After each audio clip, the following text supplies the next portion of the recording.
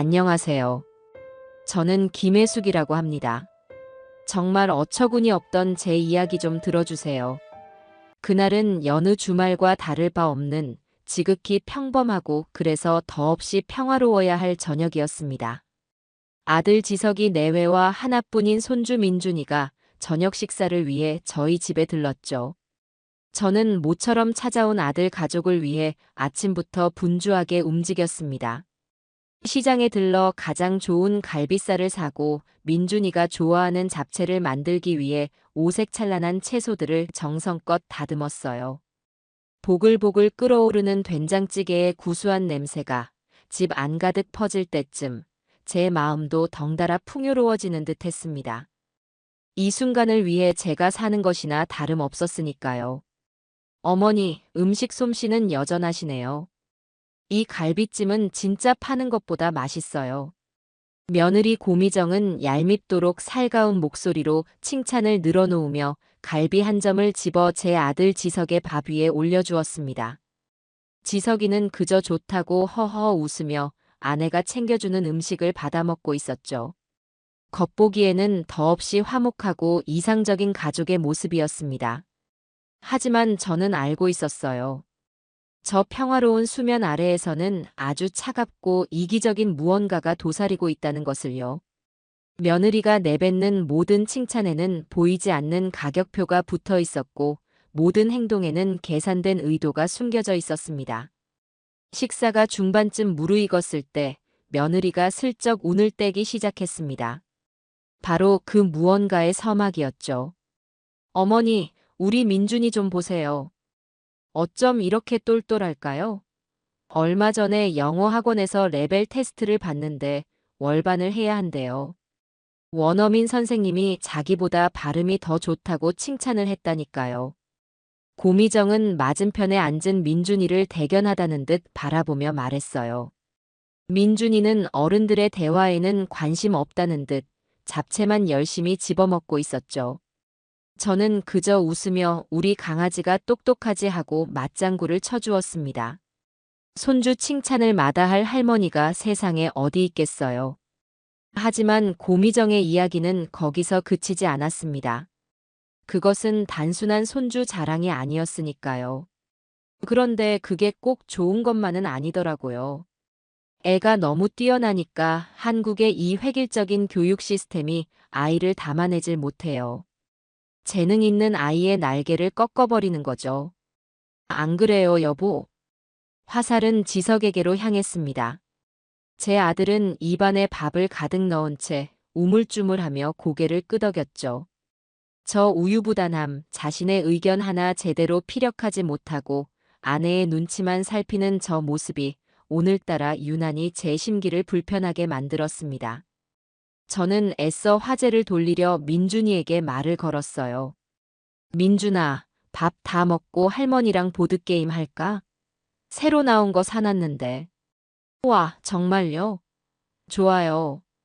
아이는 신이 나서 대답했지만 고미정은 제 말을 가로채듯 끼어들었습니다. 어머니, 지금 보드게임이 문제예요? 애 인생이 걸린 일인데. 민준이 같은 애는 더 큰 물에서 놀아야 해요. 우물 안개구리처럼 이 좁은 땅에서 썩히기엔 너무 아까운 인재라고요. 인재라는 거창한 단어까지 나왔습니다. 저는 더 이상 못 들은 척할 수가 없었죠. 숟가락을 조용히 내려놓고 며느리를 바라보았습니다. 허영과 욕심으로 번들거리는 그 얼굴을 마주하니 속에서부터 무언가 울컥 치밀어 오르는 기분이었습니다. 평온했던 주말 저녁 식탁의 공기는 그렇게 서서히, 그러나 분명하게 얼어붙고 있었습니다. 식사를 마치고 거실로 자리를 옮겨 과일을 먹을 때 마침내 올 것이 왔습니다. 고미정은 민준이를 일찌감치 방으로 들여보내고 마치 비장한 선언이라도 하듯 저와 지석을 마주보고 앉았어요. 그리고는 서류 가방에서 유학원 팜플렛 뭉치를 꺼내 테이블 위에 펼쳐 놓았습니다. 어머니, 저희 중대 결심을 했어요. 지석이는 소파 구석에서 몸을 더욱 웅크린 채 손톱만 물어뜯고 있었습니다. 저 녀석은 언제나 저런 식이었죠. 아내가 총대를 메고 앞으로 나서면 자신은 뒤에서 그림자처럼 숨어버리곤 했습니다. 저는 묵묵히 며느리의 다음 말을 기다렸습니다. 이미 그 내용이 무엇일지 짐작이 갔지만 제 입으로 먼저 묻고 싶지는 않았어요. 우리 민준이 미국으로 유학 보내야겠어요. 지금이 아이의 재능을 폭발시킬 수 있는 골든타임이래요. 더 이상 한국에서 시간을 낭비하게 할 수는 없어요. 저는 찻잔을 든 채 잠시 며느리를 바라보았습니다. 제 아들이 왜 저런 여자에게 쩔쩔매며 사는지 도무지 이해할 수가 없었죠. 제가 아들을 잘못 키운 탓일까요? 아니면 저 여자가 유별난 걸까요? 복잡한 생각들이 머릿속을 스쳐 지나갔습니다. 유학이라니. 갑자기 무슨 소리냐? 너희들끼리 상의해서 결정한 일이니? 제 질문에 고미정은 기다렸다는 듯이 마치 잘 짜인 각본을 읊는 배우처럼 말을 이어갔습니다. 당연히 상의했죠. 지석 씨도 이게 민준이를 위한 최선의 길이라는 거 알고 있어요. 그렇죠, 여보. 지석이는 또다시 마지못해 고개를 끄덕였습니다. 저는 아들을 향한 실망스러운 시선을 거두고 다시 며느리에게로 눈을 돌렸죠. 그래서 나한테는 뭘 바라는 거니? 역시 어머니는 이해가 빠르시네요. 저희 힘만으로는 조금 부족해서요. 어머니가 도와주셔야 해요. 알아보니 초기 정착 비용이랑 연간 학비, 생활비까지 넉넉하게 생각할 필요도 없어요. 한 달에 딱 500만 원 정도만 지원해 주시면 될 것 같아요. 500만 원 정도만. 마치 시장에서 콩나물 값이라도 깎는 듯한 그 태연한 말투에 어이가 없어서 웃음이 나올 뻔했습니다. 옆에 있던 지석이가 마침내 입을 열었어요. 아주 작은 목소리로요. 어머니, 민준이 미래를 위해서 딱 몇 년만 고생한다 생각하고. 저는 아들의 말을 눈빛으로 제지했습니다. 지금 이 자리에서 지석이가 할 수 있는 역할은 아무것도 없었어요. 이것은 철저히 고미정과 저 두 사람의 싸움이었으니까요. 수년간 물밑에서 이어져 온 탐색전이 마침내 수면 위로 떠오른 순간이었습니다. 저는 잠시 숨을 골랐습니다. 그리고는 테이블 위에 어지럽게 널려있는 유학원 팜플렛들을 한쪽으로 쓱 밀어냈죠. 그리고 최대한 차분하지만 그 누구도 거스를 수 없을 만큼 단호한 목소리로 말했습니다. 못해준다. 짧고 간결한 세 글자. 그 말에 고미정의 얼굴이 순식간에 굳어졌습니다. 아마 상상조차 해보지 못한 대답이었을 겁니다. 그녀는 당연히 제가 오냐, 내 손주를 위해서라면 그까짓 돈이 대수겠니? 하며 지갑을 열 줄 알았겠죠. 며느리는 믿을 수 없다는 듯 거의 비명에 가깝게 되물었습니다. 네. 어머니, 지금 뭐라고 하셨어요? 제가 잘못 들었나요? 아니, 똑바로 들었다. 못해준다고. 너희 아들 유학비, 내가 대줄 이유도 없고 대줄 생각도 추호도 없어. 아니, 어머니. 어떻게 그러실 수가 있어요? 돈도 많으시면서. 그깟 돈. 몇 푼이 아까워서 하나뿐인 손주 앞길을 이렇게 가로막으시는 거예요? 옆집 순영이네는 할아버지가 손주 유학 간다고 강남에 아파트까지 사줬다는데 저희한테 월 500이 그렇게 아까우세요? 이제 존댓말 속에 교묘하게 숨겨두었던 가시가 노골적으로 튀어나오기 시작했어요. 그깟 돈 몇 푼이라는 말에 저는 더 이상 참을 수가 없었습니다. 평생 남편과 제가 피땀 흘려 모은 돈이 저 아이에게는 그저 몇 푼에 불과했던 겁니다. 저는 찻잔을 소리나게 내려놓고 그녀를 똑바로 쳐다보며 말했습니다. 남의 집 사정은 내가 알 바 아니고. 그리고 어디서 감히 그깟 돈이라는 말을 입에 올리니?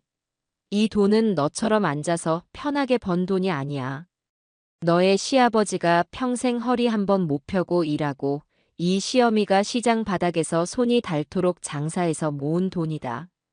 너의 허영심 채우고 남들한테 과시하라고 우리가 그렇게 고생한 줄 알아?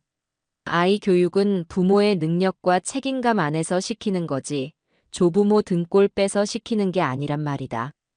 제 섯을 펄은 일갈의 고미정은 얼굴이 새빨개져서 자리에서 벌떡 일어났습니다. 그녀의 입에서는 드디어 완벽하게 포장지를 벗어던진 본심이 터져나왔죠. 어머니, 정말 이렇게까지 하실 거예요? 좋아요.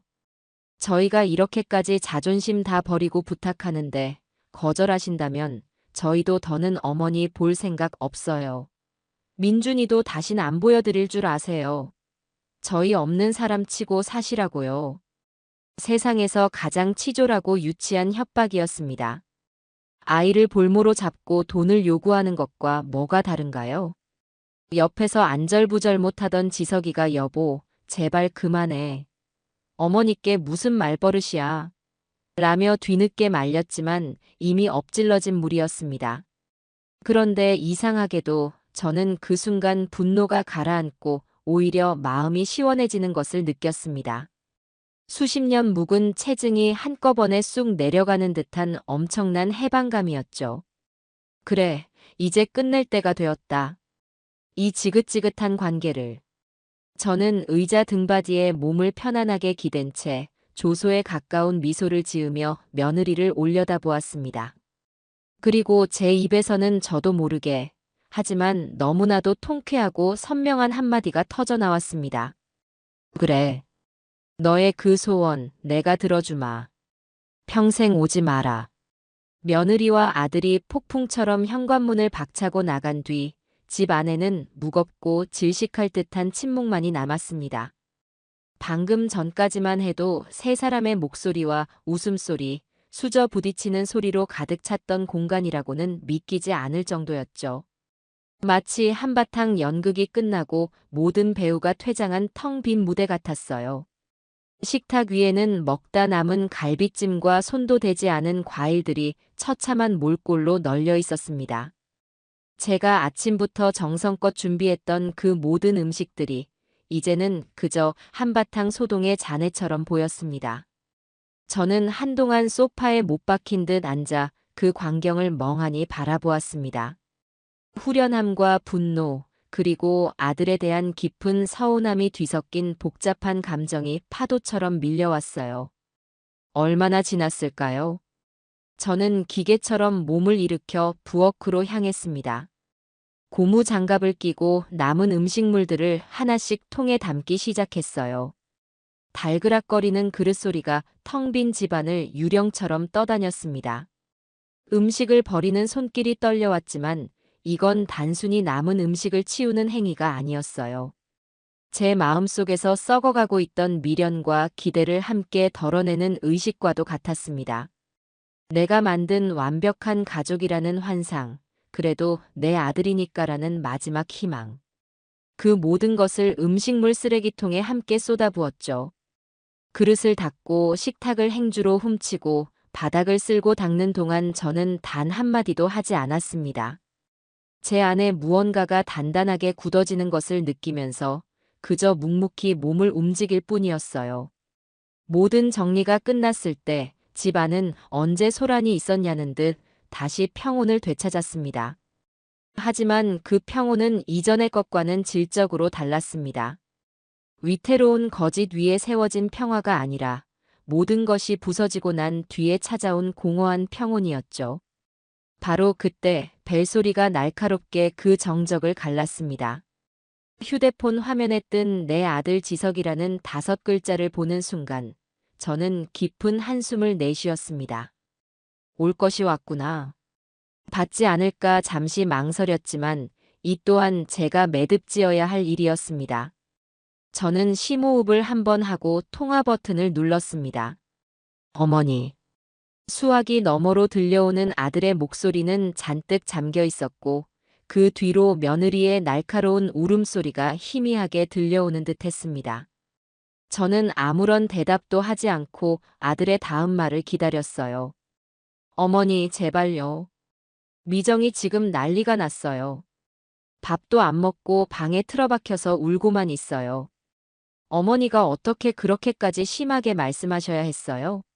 그냥 좋게 타이를 수도 있었잖아요. 기가 막혔습니다.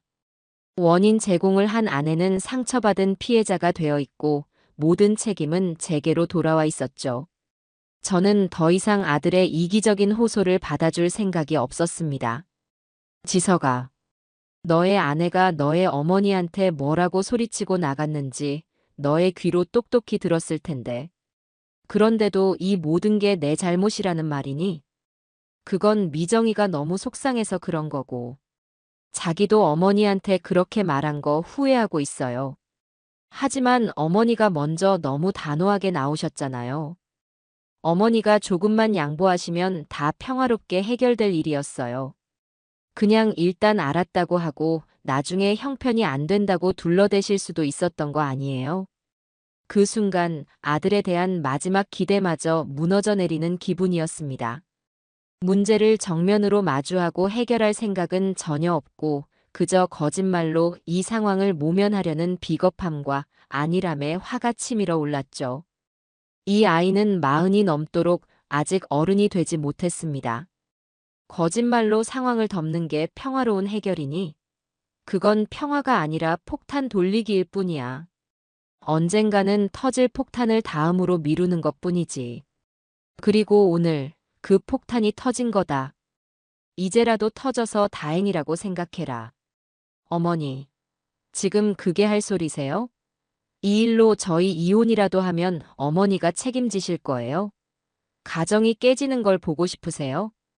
이제는 협박까지 하기 시작했습니다. 저는 차갑게 웃으며 대답했어요.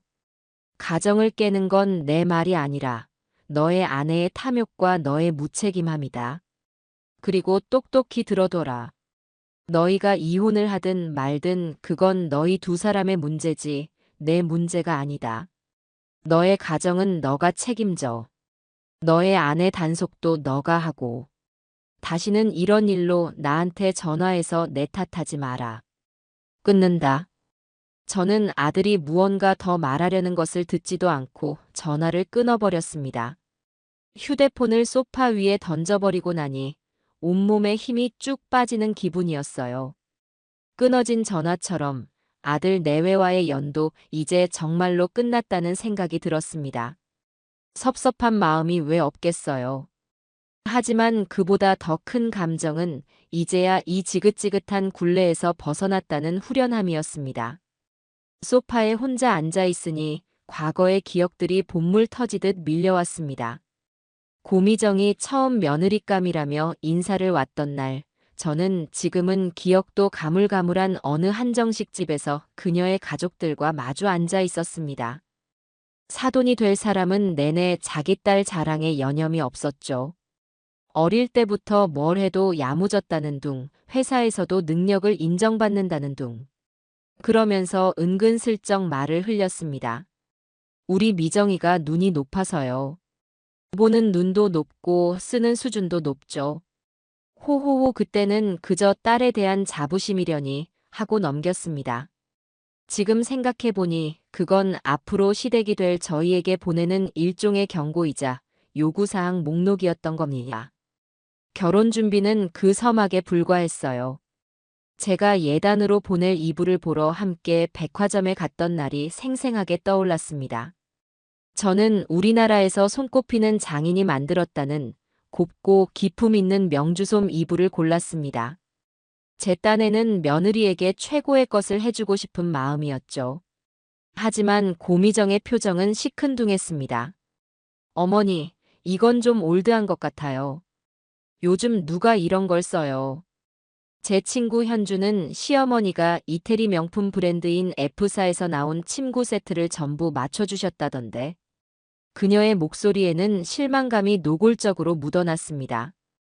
저는 애써 웃으며 유행 타는 것보다 이런 게 더 오래도록 가치 있는 법이란다라고 타일렀지만 그녀의 굳은 표정은 풀릴 줄을 몰랐죠. 그때 알아차렸어야 했습니다. 저 아이는 물건의 가치가 아니라 물건에 붙은 상표를 보는 아이라는 것을요. 신혼집을 구했을 때도 마찬가지였습니다. 남편의 퇴직금 일부를 털어 당시에는 제법 괜찮은 단지의 아파트 전세를 얻어주었습니다. 지석이는 입이 귀에 걸려 어머니 감사합니다. 를 연발했지만 고미정은 집을 둘러보는 내내 탐탁지 않은 표정을 감추지 못했죠.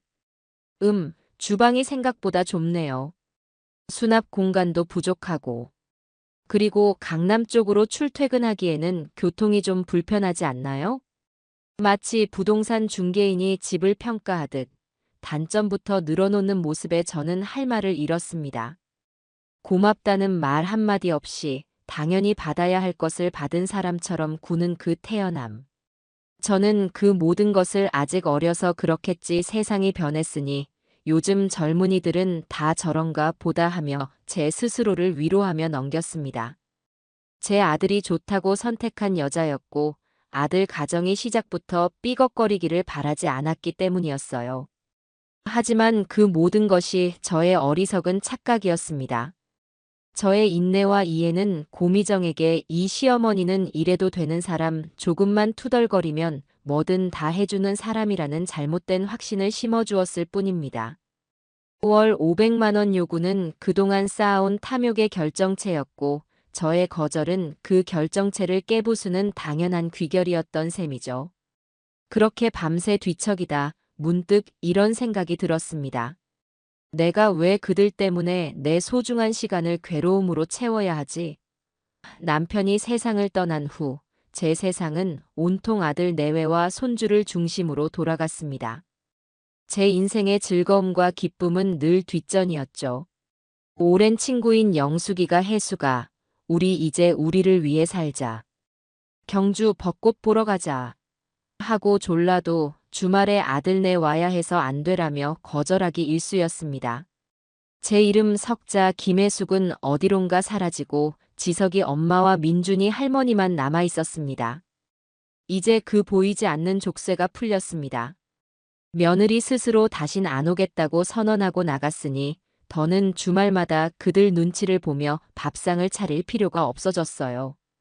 저는 새벽녘의 어스름 속에서 휴대폰을 들었습니다. 그리고 몇 달 전부터 제주도 한 달 살기를 노래 부르던 친구 영숙이에게 전화를 걸었습니다. 이른 시간이라 미안했지만 지금이 아니면 또다시 용기를 내지 못할 것 같았어요. 여보세요? 잠결에 전화를 받은 영숙이의 목소리가 들려왔습니다. 영숙아, 나 혜숙이야. 자는데 미안하다. 어머, 혜숙이. 이 시간에 웬일이야? 너 무슨 일 있어? 저는 잠시 심호흡을 하고 제 인생의 새로운 장을 여는 첫마디를 내뱉었습니다. 영숙아, 나 제주도 갈래. 너랑 같이. 수화기 너머에서 잠시 침묵이 흘렀습니다. 이내 영숙이가 믿을 수 없다는 듯 소리쳤죠.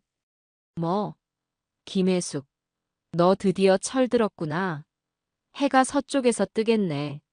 친구의 유쾌하고 호들갑스러운 목소리를 들으니 그제야 제 입가에도 희미한 웃음이 번졌습니다. 우리는 마치 18살 소녀들처럼 당장 다음 달 비행기 표를 알아보자며 한참을 제잘거렸습니다. 휴대폰 너머로 함께 노트북을 켜고 항공권과 숙소를 검색하는 소리가 들려왔어요.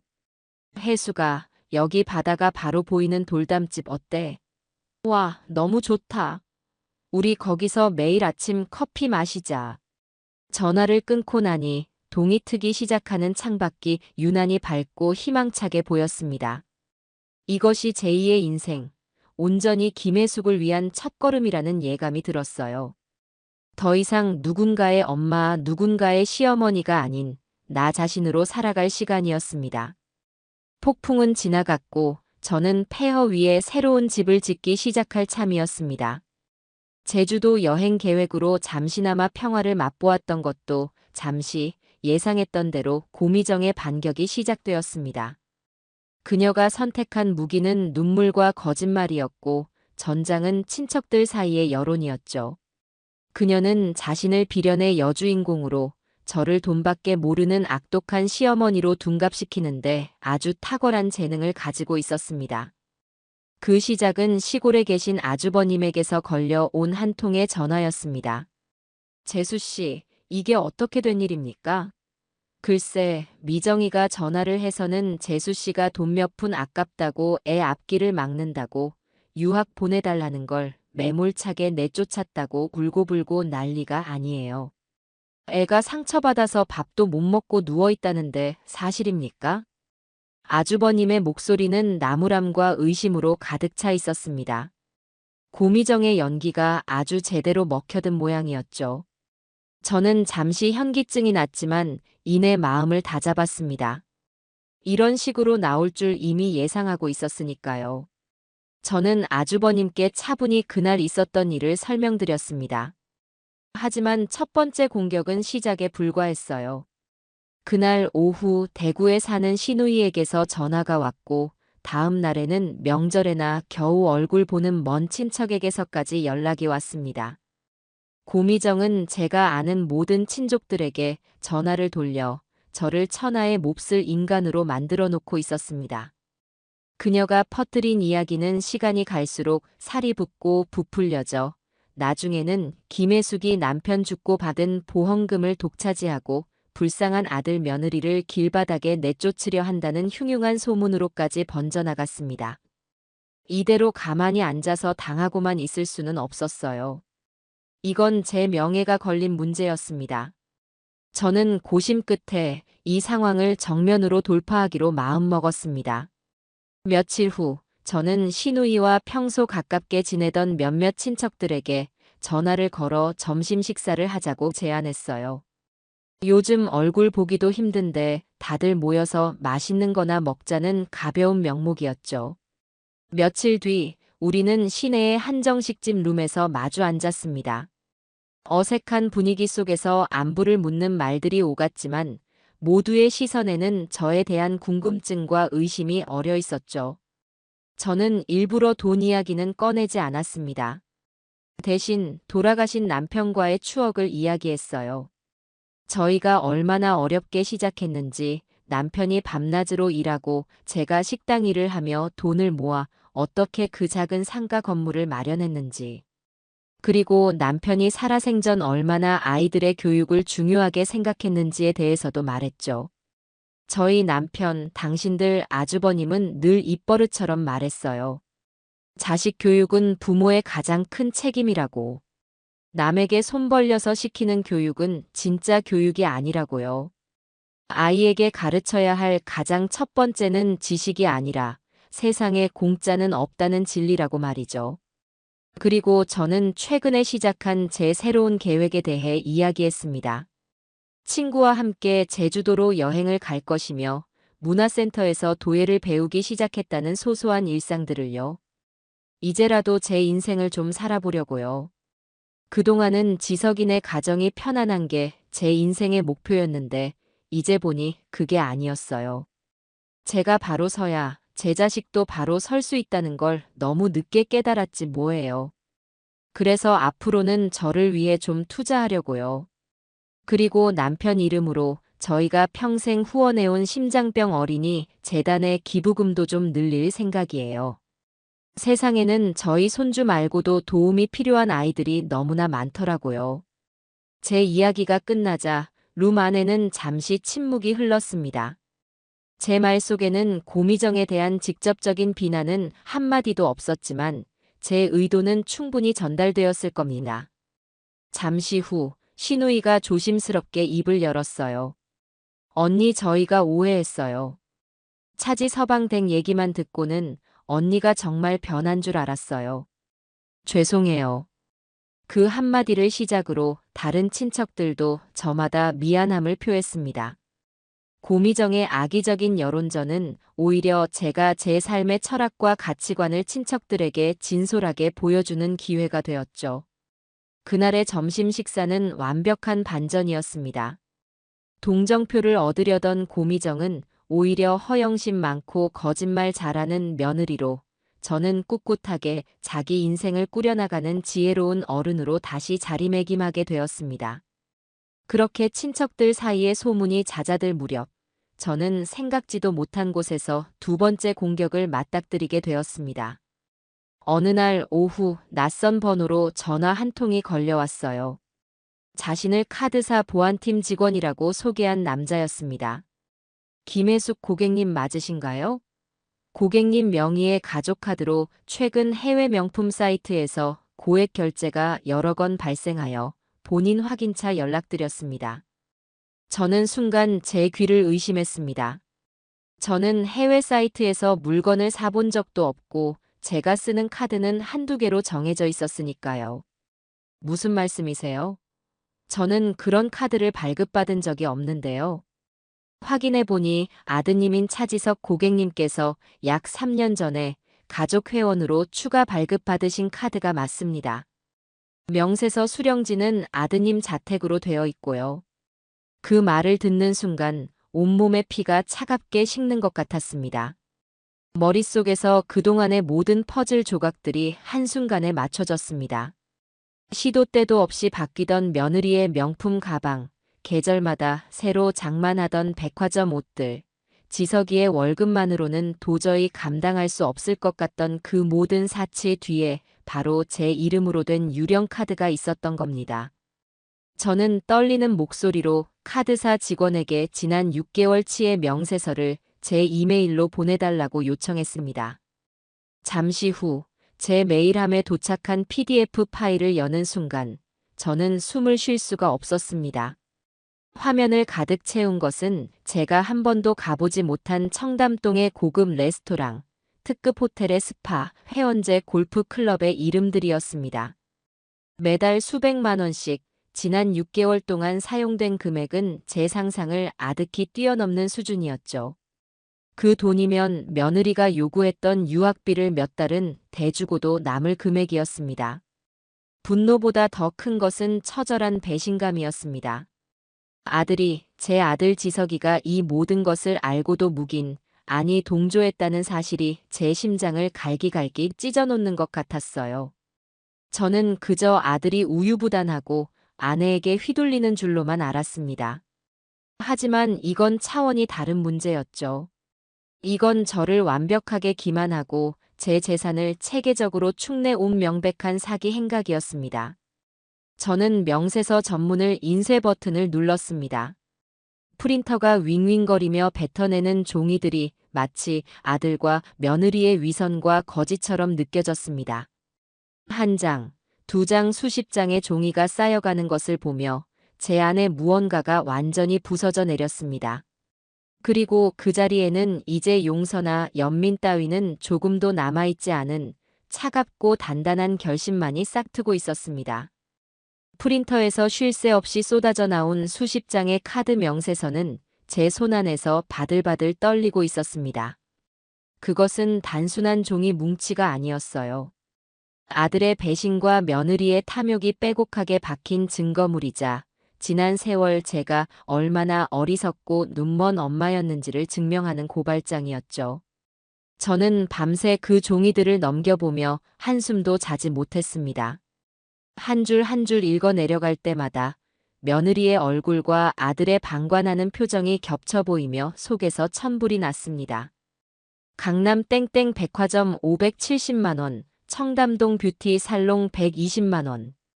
제가 시장에서 콩나물값 1,000원을 깎으며 아등바등 살아온 세월이 송두리째 부정당하는 기분이었습니다. 다음 날 아침, 저는 밤새 뜬 눈으로 내린 결정을 실행에 옮기기 시작했습니다. 더 이상 망설일 시간이 없었어요. 이대로 있다가는 평생 고생해서 이룬 모든 것을 저 하이에나 같은 며느리에게 다 빼앗기고 말 것이라는 위기감이 온몸을 휘감았죠. 저는 가장 먼저 며칠 전 친척들과의 식사 자리에서 저를 안심시켜 주었던 시누이에게 전화를 걸어 믿을 만한 법률 전문가를 수소문했습니다. 그냥 동네 변호사가 아니라 상속 및 가사 분쟁을 전문으로 다루는 이 바닥에서 잔뼈가 굵은 사람이 필요했어요. 시누이는 놀란 제 목소리에 잠시 당황했지만 이내 사태의 심각성을 깨닫고는 자신이 아는 최고의 변호사를 연결해주겠다고 약속했습니다. 약속한 날, 저는 서초동 법원 근처에 있는 거대한 빌딩의 로펌을 찾아갔습니다. 시누이가 소개해준 최 변호사는 생각보다 젊었지만 눈빛이 아주 예리하고 다부진 인상의 여성이었죠. 저는 그녀의 앞에 제가 밤새 정리한 서류 뭉치를 꺼내 놓았습니다. 아들 내외에게 그동안 지원해준 내역을 정리한 장부와 이번에 발견한 6개월 치 카드 명세서, 그리고 제 재산 목록까지. 최 변호사는 제가 내민 자료들을 꼼꼼히 살피며 제 이야기를 한마디도 놓치지 않고 경청했습니다. 이야기가 길어질수록 그녀의 표정은 점점 더 심각해졌어요. 어머님, 정말 마음고생이 심하셨겠습니다. 이건 단순한 가족 간의 갈등을 넘어서는 문제입니다. 아드님과 며느님의 행위는 경우에 따라 사문서 위조 및 사기죄까지도 성립될 수 있는 심각한 사안입니다. 저는 법적인 처벌까지는 원하지 않았습니다. 제 손으로 제 아들을 범죄자로 만들고 싶지는 않았으니까요. 제가 원하는 것은 오직 하나였습니다. 변호사님, 제가 원하는 건 처벌이 아닙니다. 제 재산을 완벽하게 지키고 싶을 뿐이에요. 제가 죽은 후에도 제 뜻대로 저들의 탐욕에 휘둘리지 않고 제 재산이 쓰이도록 하고 싶습니다. 완벽한 방법이 있을까요? 최 변호사는 제 눈을 똑바로 바라보며 자신감 있는 목소리로 말했습니다. 물론입니다, 어머님. 지금부터 어머님을 위한 철옹성을 함께 만들어 보죠. 그녀는 유언장 공증은 물론이고 앞서 전화로 간단히 설명드렸던 유언 대용 신탁에 대해 훨씬 더 구체적이고 상세하게 설명해 주었습니다. 제 재산을 신탁회사에 맡기고 제가 살아있는 동안에는 지금처럼 자유롭게 관리하며 이익을 얻다가 사후에는 미리 정해놓은 수익자와 지급 방식에 따라 재산이 승계되는 방식이었죠. 특히 제 마음을 사로잡은 것은 재산의 관리 및 처분 권한을 아들이나 며느리가 아닌 전문적인 수탁인이 갖게 된다는 점이었습니다. 만약 제가 죽은 뒤에 며느리가 아들을 꿰어 재산을 빼돌리려고 소송을 걸거나 압박을 하면 어떻게 되나요? 그들도 막을 수 있나요? 네, 가능합니다. 신탁 계약서의 수익자는 손주 차민준으로 하되 만 30세가 되기 전까지는 신탁 재산의 원금에 일절 손댈 수 없으며 오직 검증된 교육비 및 의료비 목적으로만 수탁인의 승인 하에 지급한다는 식의 구체적인 조항을 명시하면 됩니다. 아드님이나 며느님이 아무리 소송을 걸어도 이 신탁 계약의 효력을 뒤집기는 거의 불가능에 가깝습니다. 어머님의 확고한 의지를 법적으로 못 박아두는 것이니까요. 저는 그 자리에서 결정을 내렸습니다. 최 변호사는 제 뜻에 따라 즉시 서류 작업을 시작했고 우리는 몇 시간에 걸쳐 세부 조항들을 하나하나 조율해 나갔습니다. 총 재산 중 30%는 남편의 이름과 함께 심장병 어린이 재단에 일시 기부한다. 상가 건물과 예금 자산은 손주 차민준 명의의 신탁으로 귀속시킨다. 아들 차지석에게는 현재 거주 중인 아파트의 전세 보증금에 해당하는 액수만을 상속하며 그 외 일체의 유산에 대한 권리를 주장할 수 없다. 한 글자 한 글자 서류에 새겨질 때마다 제 마음속에 단단한 기둥이 세워지는 기분이었습니다. 로펌을 나서는 제 발걸음은 그 어느 때보다 가볍고 단단했습니다. 이제 법적인 방어막은 완벽하게 구축되었어요. 다음 단계는 이 모든 사태의 주범이자 공범인 아들을 직접 심판하는 것이었습니다. 하지만 그 전에 해야 할 일이 하나 더 있었죠. 저는 곧장 제가 주거래로 이용하는 은행으로 향했습니다. 수십 년간 제 가족의 역사를 함께 해온 이제는 지점장이 된 박 부장을 찾아갔죠. 어머님, 이게 얼마만입니까? 얼굴이 아주 좋아지셨네요. 박 지점장은 반갑게 저를 맞았지만 저는 웃음기 없는 얼굴로 용건을 꺼냈습니다. 박 지점장님, 제 계좌에 아들놈이 접근할 수 있는 모든 권한을 지금 당장 박탈해 주십시오. 대리인 자격, 공동인증서, 전부 다요. 그리고 앞으로 제 계좌에서 50만 원 이상의 금액이 인출될 경우 즉시 제 휴대폰으로 알림이 오도록 설정해 주십시오. 제 단호한 태도에 박 지점장은 무언가 심상치 않은 일이 벌어졌음을 직감한 듯 군말 없이 제 요구를 처리해 주었습니다. 저는 그 자리에서 모든 인터넷 뱅킹 비밀번호를 바꾸고 아들조차 유추할 수 없는 복잡한 암호로 재설정했습니다. 그리고는 제 여행과 취미 활동을 위한 김혜숙 자유통장이라는 이름의 새로운 계좌를 개설했어요. 그 통장의 첫 금액을 이체하는 순간 저는 비로소 경제적으로도 심리적으로도 완벽한 독립을 이룬 기분이었습니다. 이제 모든 준비는 끝났습니다. 저는 집으로 돌아와 아들에게 전화를 걸었습니다. 지석아, 나다. 지금 당장 우리 집으로 좀 오너라. 너 혼자 와야 한다. 1시간쯤 뒤 초인종 소리와 함께 지석이가 헬쑥한 얼굴로 들어섰습니다. 그는 아마도 친척들 사이에서 여론이 역전되고 아내의 성화가 더욱 심해져 며칠간 지옥 같은 시간을 보냈을 겁니다. 저는 아들을 식탁 의자에 앉혔습니다. 그의 앞에는 따뜻한 차 대신 차가운 물 한 잔만이 놓여 있었죠. 그리고 저는 그의 맞은편에 앉아 아무 말 없이 6개월치 카드 명세서 뭉치를 테이블 위로 툭 밀었습니다. 수십 장의 종이가 스르륵 펼쳐지며 지석이의 눈앞을 가득 메웠습니다.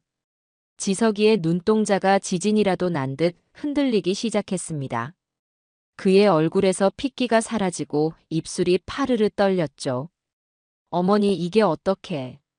저는 그가 변명할 틈을 주지 않고 차갑게 말했습니다. 어떻게 된 건지는 내가 묻고 싶구나. 한번 설명해 보렴. 너의 아내가 입고 걸치는 모든 것들이 왜 내 이름으로 결제되어 있는지. 이 수많은 호텔과 레스토랑은 대체 어떤 기념일이었기에 나 몰래 너희끼리 그렇게 즐거운 시간을 보냈는지 말이야. 지석이는 고개를 푹 숙인 채 아무 말도 하지 못했습니다. 저는 명세서 한 장을 집어들어 그의 눈앞에 들이밀었습니다. 차지석, 이 가방 570만 원이구나. 너의 아버지가 한 달 내내 먼지 구덩이에서 일해야 겨우 만질 수 있었던 돈이다. 이 돈으로 산 가방이 그렇게 예쁘더냐? 너의 어미를 속인 보람이 있을 만큼. 어머니, 죄송합니다. 제가 다 갚으려고 했어요. 갚아? 무엇으로? 너의 그 쥐꼬리만 한 월급으로. 거짓말하지 마라. 너는 갚을 생각도 능력도 없었어. 그저 이 어미가 죽을 때까지 이 사실을 모르기만을 바랐겠지. 저는 자리에서 일어나 아들을 차갑게 내려다보았습니다. 그리고는 제 마지막 패를 꺼내 보였죠. 오늘 변호사를 만나고 오는 길이다.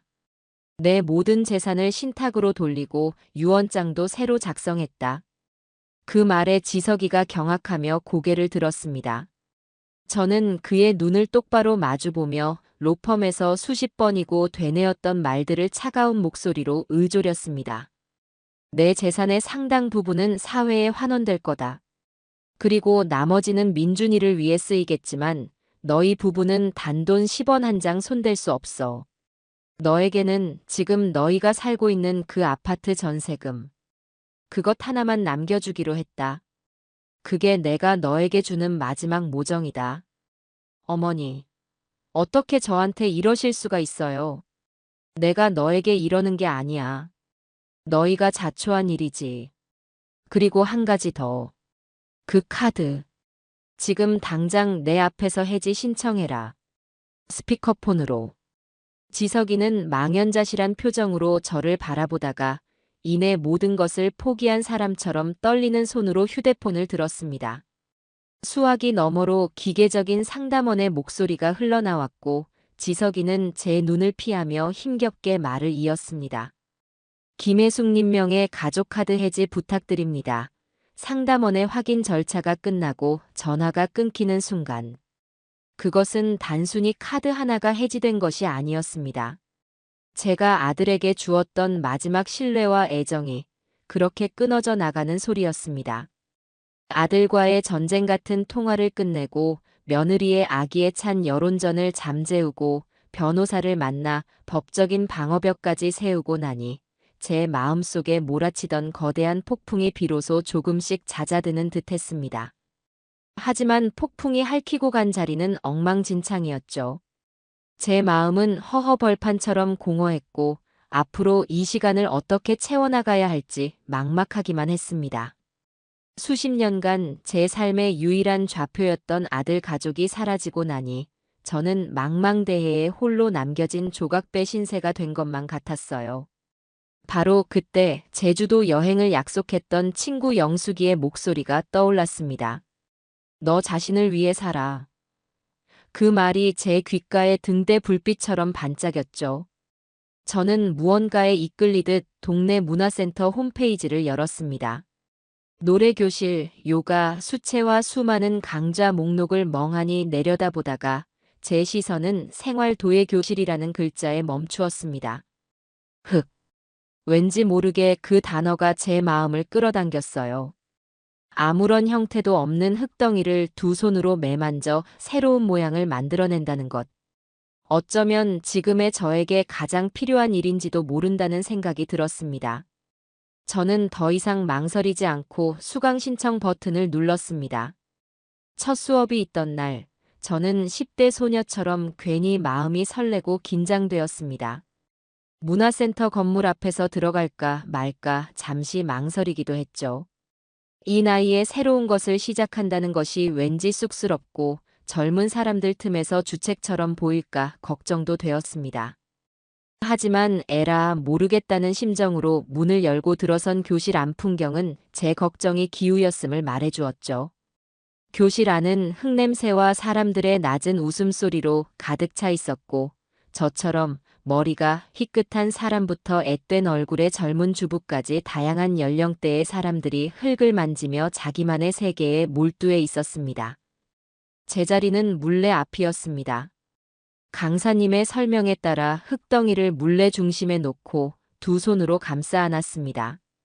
발판을 밟자 물레가 윙마이너스 하는 소리와 함께 돌아가기 시작했고 제 손 안에 흙이 살아있는 생물처럼 꿈틀거렸습니다. 하지만 제 마음대로 되지 않았죠. 조금만 힘을 주면 비틀거렸고 형태를 잡으려고 하면 어김없이 주저앉아 버렸습니다. 제 첫 작품은 결국 형체를 알 수 없는 납작한 흙 반죽이 되어버리고 말았죠. 저는 그 꼴이 우스워 저도 모르게 헛웃음을 터뜨렸습니다. 마치 제 맘대로 되지 않던 제 인생의 축소판을 보는 것 같아서요. 처음에는 다 그래요. 흙이랑 친해질 시간이 필요한 거거든요. 옆자리에서 빙그레 웃으며 말을 걸어온 것은 저보다 대여섯 살은 젊어 보이는 아주 쾌활한 인상의 여성이었습니다. 그녀의 앞치마는 이미 흙투성이었지만 그 모습이 아주 자연스럽고 멋져 보였죠. 저는 박서연이라고 해요. 이 수업 들은 지 벌써 1년이 넘었네요. 어머, 그러세요? 저는 김혜숙입니다. 오늘 처음이라 뭘 어떻게 해야 할지 하나도 모르겠어요. 그것이 서연 씨와의 첫 만남이었습니다. 그녀는 제게 흙을 다루는 요령부터 시작해서 물레의 속도를 조절하는 법까지 아주 친절하고 상세하게 가르쳐 주었습니다. 그녀의 도움 덕분에 저는 수업이 끝날 무렵 비록 삐뚤빼뚤하고 못생겼지만 제 손으로 만든 첫 그릇을 완성할 수 있었죠. 보잘것없는 밥그릇 하나였지만 저는 그 그릇을 마치 세상에서 가장 소중한 보물처럼 양손에 들고 있었습니다. 온전히 저만의 시간과 노력으로 만들어낸 결과물이었으니까요. 수업이 끝난 후 서연 씨와 저는 문화센터 1층 카페에 마주 앉았습니다. 따뜻한 대추차를 마시며 우리는 처음 만난 사람이라고는 믿기지 않을 만큼 많은 이야기를 나누었어요. 그녀는 남편과 일찍 사별하고 출가시킨 아들딸 대신 자신만의 즐거움을 찾기 위해 도예를 시작했다고 했습니다. 그녀의 이야기는 제 이야기와 너무나도 닮아 있었죠. 혜숙 씨 살아보니까 어때요?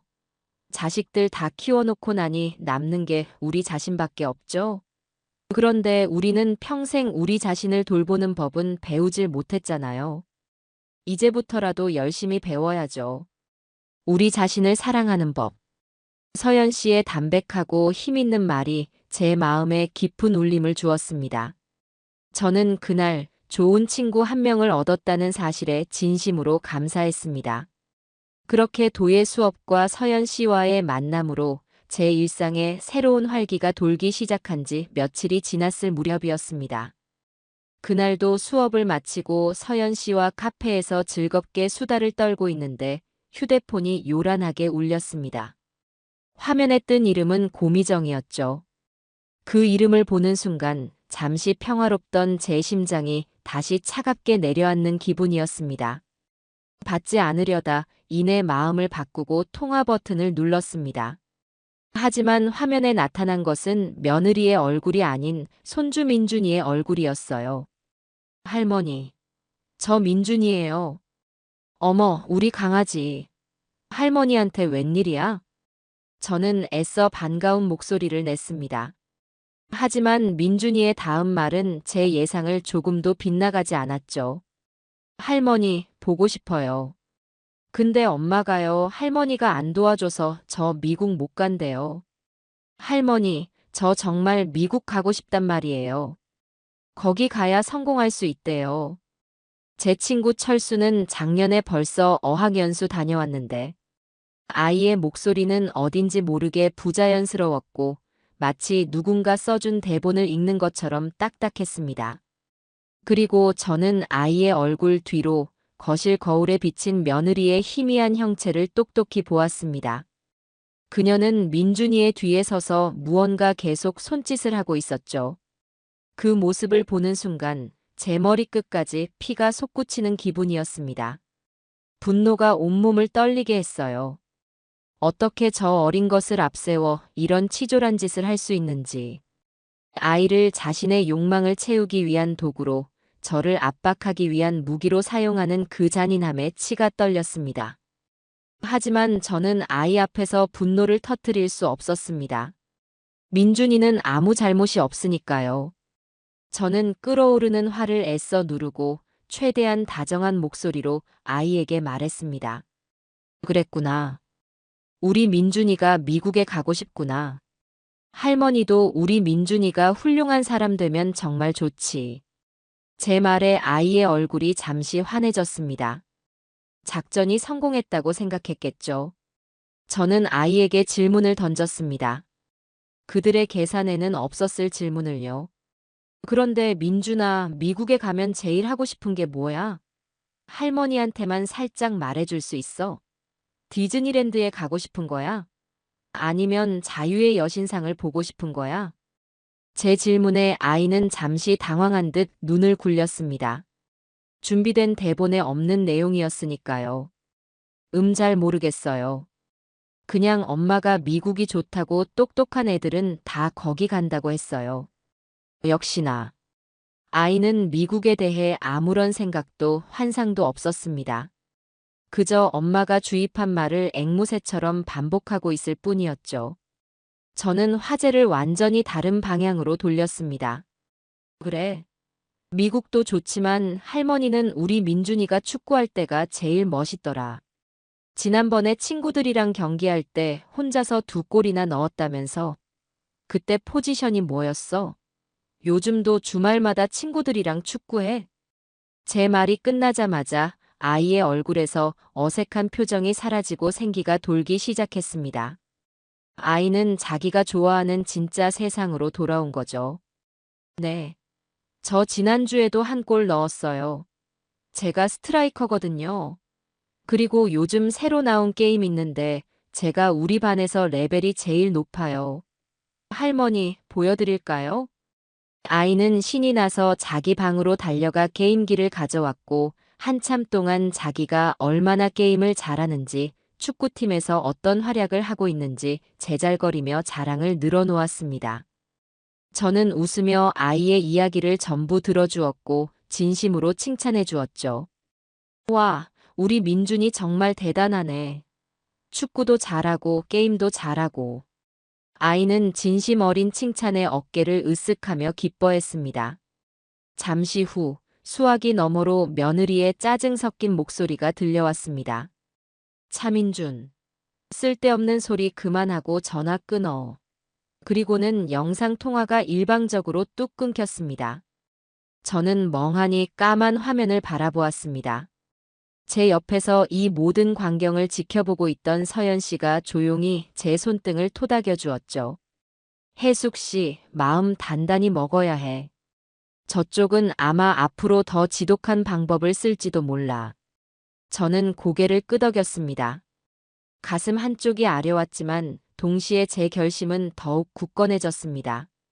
저 아이를 위해서라도 저는 절대로 며느리에게 굴복해서는 안 되었습니다. 저것은 교육이 아니라 아이의 영혼을 갉아먹는 학대였으니까요. 그때 서연 씨가 무거운 목소리로 자기 이야기를 꺼냈습니다. 사실 나도 비슷한 경험이 있어. 우리 며느리는 아들 사업 자금을 대달라고 했었지. 무슨 친환경 화장품 사업을 한다나 뭐라나. 딱 3억만 빌려주면 금방 몇 배로 갚겠다고 호언장담을 하더라고.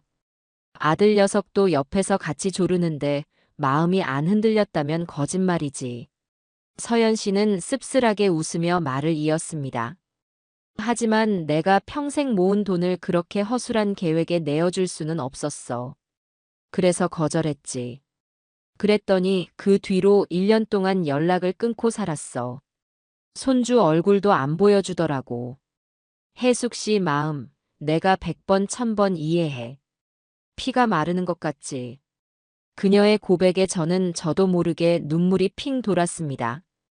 저만 겪는 특별한 고통이 아니었던 겁니다.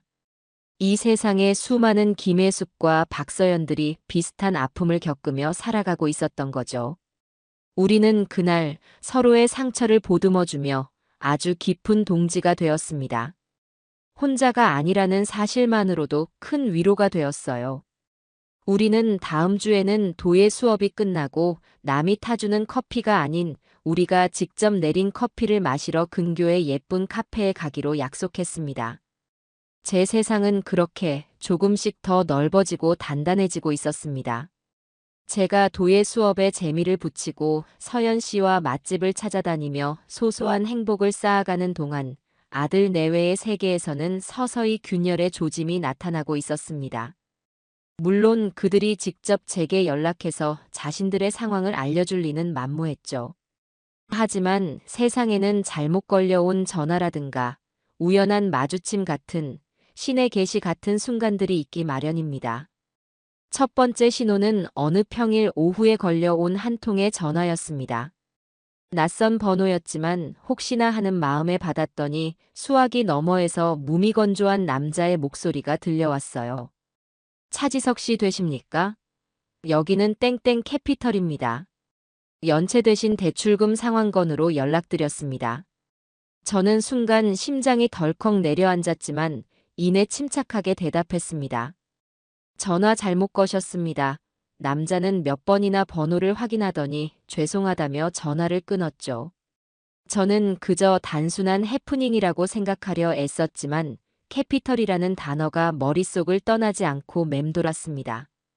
제 아들이 설마 사금융에까지 손을 댔을까? 아니겠지. 애써 불안한 마음을 지웠지만 불길한 씨앗 하나가 마음에 심어진 기분이었습니다. 두 번째 신호는 백화점에서 나타났습니다. 서연 씨와 함께 그릇 코너를 구경하고 있는데 저 멀리서 익숙한 얼굴이 보였어요. 고미정의 친구이자 그녀와 함께 어울려 다니며 사치를 일삼던 여자 중 한 명이었습니다. 저와 눈이 마주치자 그녀는 마치 못 볼 것을 봤다는 듯 질색하는 표정을 짓더니 보란 듯이 저를 위아래로 훑어보고는 쌩하니 고개를 돌려버렸습니다. 그 짧은 순간 그녀의 눈빛에 담긴 경멸과 무시를 저는 똑똑히 읽을 수 있었죠. 아마 고미정이 자기 친구들 사이에서 저를 얼마나 흉측한 괴물로 만들어 놓았을지 보지 않아도 훤했습니다. 돈에 미친 시어머니 때문에 우리 미정이가 고생한다는 레퍼토리가 분명했죠. 기분이 썩 좋지는 않았지만 한편으로는 그들의 세계가 흔들리고 있다는 반증이기도 했습니다. 떳떳하고 잘 나간다면 굳이 저를 보고 그런 유치한 행동을 할 이유가 없으니까요. 그리고 마침내 그들의 세계가 무너져 내리는 소리를 제 귀로 직접 듣게 된 날이 찾아왔습니다. 그날 밤 저는 막 잠자리에 들려던 참이었습니다. 휴대폰이 비명처럼 울렸고 발신자는 내 아들 지석이었습니다. 저는 불길한 예감에 휩싸여 전화를 받았습니다. 어머니. 수화기 너머로 들려오는 아들의 목소리는 거의 울부짖음에 가까웠습니다. 그리고 그 뒤로 고미정의 귀를 찢을 듯한 고성이 생생하게 들려왔죠. 전화기 너머의 소리라고는 믿기지 않을 만큼 선명하고 날카로웠습니다. 차지석, 이 무능한 인간아. 이게 다 너의 엄마 때문이잖아. 그 여편네가 우리한테 돈만 줬어도 우리가 이 꼴이 났겠어? 너는 남자도 아니야. 자기 마누라, 자기 자식 하나 지키지 못하고 엄마 치마폭에 숨어서 벌벌 떠는 등신이라고. 너의 엄마가 너의 아들 미래를 망쳤다고. 저는 잠시 숨을 멈췄습니다. 아들은 저와 통화를 하고 있었지만 사실상 저는 그들 부부의 처절한 싸움을 실시간으로 방청하고 있는 셈이었죠. 여보, 제발 그만해. 어머니 듣고 계신단 말이야. 지석이의 애원 섞인 목소리가 들렸지만 고미정의 분노는 잦아들 기미가 보이지 않았습니다. 오히려 기름을 부은 듯 더욱 거세게 타올랐죠. 들으라고 해. 똑똑히 들으시라고 하라고. 자기 때문에 아들 가정이 어떻게 박살나고 있는지 똑똑히 들으시란 말이야. 이 모든 게 다 그 여편네의 지독한 이기심 때문이라고. 아들의 흐느끼는 소리와 며느리의 악다구니가 뒤섞여 제 귀를 후벼 팠습니다. 그때 아들이 저에게 애원하기 시작했습니다. 어머니, 제발 미정이랑 통화 좀 해주세요. 어머니가 뭐라고 말씀 좀 해주세요. 제가 무슨 말을 해도 듣지를 않아요. 그는 아직도 정신을 차리지 못했습니다. 이 상황에서 제가 며느리와 통화하는 것이 해결책이라고 생각하는 걸까요? 아니면 그저 아내의 분노를 저에게 떠넘기고 싶은 걸까요? 저는 얼음처럼 차가운 목소리로 대답했습니다. 지석아, 지금 너의 집에서 소리 지르고 있는 사람은 너의 아내다. 그건 너와 너의 아내 두 사람이 풀어야 할 문제지. 내가 끼어들 일이 아니야. 나는 분명히 말했다. 너의 가정은 너가 책임지라고. 지금 당장 전화 끊고 너의 아내와 마주 앉아. 그리고 해결해. 도망치지 말고. 저는 아들의 대답을 듣지도 않고 전화를 끊었습니다. 전화는 끊겼지만 며느리의 저주 섞인 고함은 한참 동안 제 귓가에 이명처럼 맴돌았죠. 저는 침대에 누워 천장을 바라보았습니다. 아들에 대한 일말의 연민이 피어오르려다 이내 쓰러졌습니다. 저건 그가 스스로 선택하고 방치한 결과물이었습니다. 이제 그 대가를 치를 시간이 온 것뿐이었죠. 그로부터 일주일쯤 지났을까요? 저는 도예 수업을 마치고 집으로 돌아와 막 현관문을 열고 들어서는 참이었습니다. 그런데 제 집 문 앞에 낯선 남자가 쭈그리고 앉아 있었습니다. 그는 저를 보자마자 벌떡 일어나 제 앞을 가로막았죠. 김혜숙 씨 되십니까? 아니었습니다. 그는 제 집 앞에 쭈그리고 앉아 있던 것이 아니라 제 아들이었습니다. 며칠 사이에 얼마나 끔찍한 시간을 보냈는지 지석이는 제가 한눈에 알아보지 못할 정도로 변해 있었어요. 며칠은 좋게 깎지 않은 듯한 덥수룩한 수염, 기름지고 헝클어진 머리, 구겨질 대로 구겨진 셔츠. 그리고 무엇보다도 모든 것을 잃은 사람처럼 텅 비어버린 눈동자. 그는 40이 넘은 중년의 남자가 아니라 길을 잃고 겁에 질린 아이처럼 보였습니다. 저는 말없이 현관문 비밀번호를 누르고 집으로 들어섰습니다. 아들은 아무 말 없이 저를 따라 들어와 거실 바닥에 힘없이 주저앉았죠. 그리고는 아주 길고 두서없는 고백을 시작했습니다. 그것은 한 남자가 어떻게 스스로를 파멸시켰는지에 대한 처절한 자기 고백이었습니다. 제 명의의 카드가 끊긴 이후 며느리의 씀씀이는 조금도 줄어들지 않았다고 합니다. 오히려 저에 대한 반발심으로 더하면 더했죠. 지석이는 아내의 성화를 이기지 못해 결국 자신의 이름으로 카드론과 현금 서비스에 손을 대기 시작했습니다. 처음에는 금방 갚을 수 있을 거라고 생각했지만 돌려막기는 그의 통제 범위를 벗어나 눈덩이처럼 불어났죠. 제가 받았던 캐피털 회사의 전화는 시작에 불과했습니다. 며칠 전 그가 아내와 그토록 끔찍하게 싸웠던 이유는 마침내 법원에서 보낸 채무 불이행에 따른 가압류 예고 통지서가 집으로 날아왔기 때문이었습니다. 알고 있었어요. 어머니 처음부터 이게 잘못된 길이라는 걸 알고 있었어요. 미정이가 백화점에서 몇백만 원짜리 가방을 사올 때 말렸어야 했어요. 민준이 유학 얘기를 꺼냈을 때 정신 차리라고 소리쳤어야 했어요. 하지만 저는 너무 무서웠어요. 미정이가 화를 내고 저를 무시하고 저를 무능력한 남편이라고 비난하는 게 너무 무서웠어요. 그래서 그냥 외면했어요.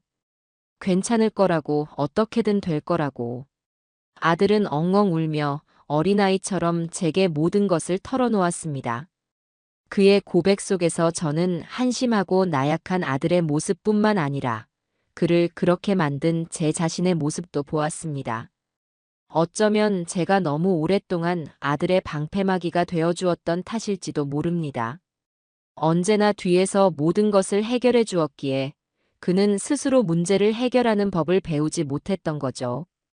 길고 긴 고백의 끝에 지석이는 마침내 무너져 내렸습니다. 그는 거실 바닥에 무릎을 꿇고 제 바짓가랑이를 붙잡고 애원하기 시작했습니다. 그의 울음소리는 집안 가득 울려 퍼졌습니다. 어머니 제발 저 좀 살려주세요. 딱 한 번만 더 도와주세요. 이대로 가다가는 저 정말 길바닥에 나앉게 생겼어요. 제 신용, 제 직장, 제가 가진 모든 걸 잃게 될 거예요. 어머니 제발요. 한때는 제 세상의 전부였던 아들이 이제는 제 발밑에서 자신의 인생을 구걸하고 있었습니다. 저는 그 처참한 광경을 차가운 눈으로 아주 오랫동안 그저 내려다보기만 했습니다. 아들의 처절한 울음소리가 잦아들 때까지 저는 아무 말도 하지 않았습니다. 거실 바닥에 엎드려 제 바짓가랑이를 붙잡고 있는 아들의 모습은 40을 넘긴 가장의 모습이 아니었습니다. 잘못을 저지르고 엄마에게 용서를 구하는 철없는 아이의 모습이었죠.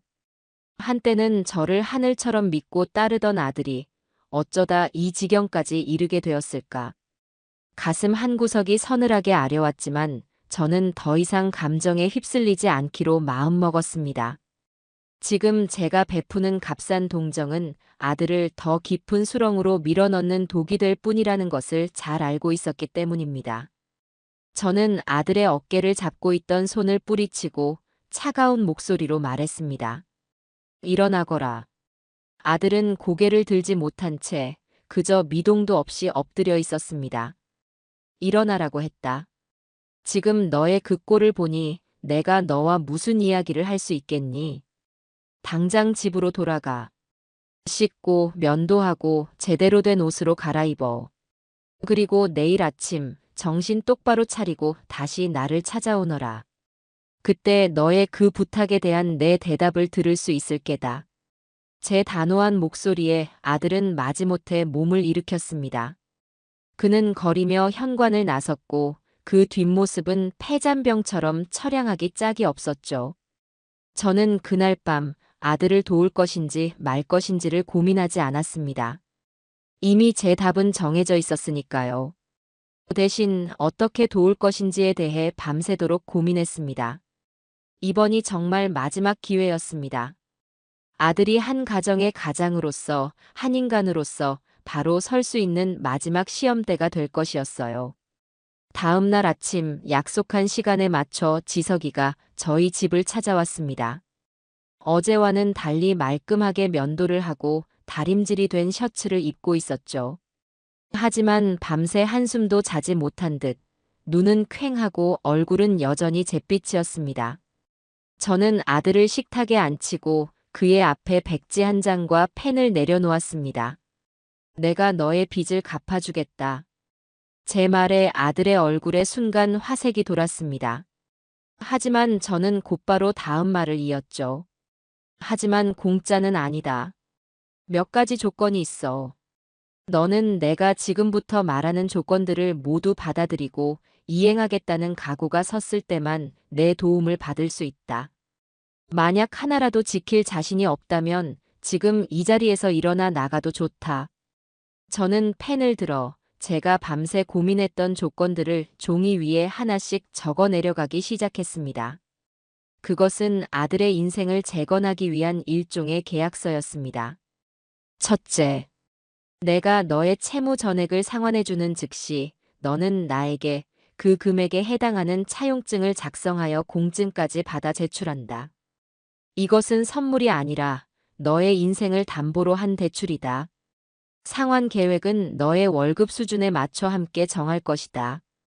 둘째, 너와 너의 아내 고미정은 내가 지정하는 부부 상담 및 재무 설계 전문가에게 최소 6개월 이상 상담을 받아야 한다. 상담 기록은 매회 나에게 제출해야 하며 불성실한 태도를 보일 시에는 이 계약은 즉시 파기된다. 셋째, 너희 부부 명의의 모든 신용카드는 즉시 해지한다. 너희는 앞으로 각자의 이름으로 된 체크카드 한 장씩만을 사용할 수 있으며 모든 수입은 하나의 공동 계좌로 합쳐서 관리한다. 넷째, 가정의 모든 경제권은 너 차지석이 가진다.